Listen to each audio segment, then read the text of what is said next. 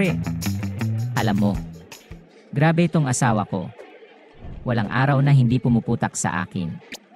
Nakakabingi. Napakamalas mo pala sa asawa mo, pre. Kung ganun, buti na lang tong aking asawa, pre. Hindi marunong sa ganyang putak ng putak.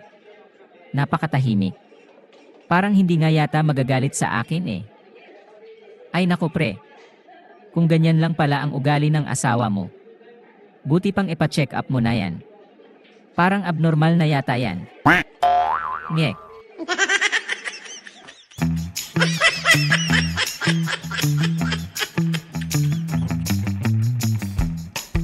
Tatay, may tanong po ako.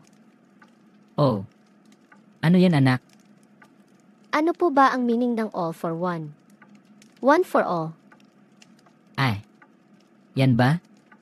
Ang meaning ng all for one for all anak ay yung tinupak ang nanay mo. Tapos, damay tayong lahat. Ay. Kaya pala,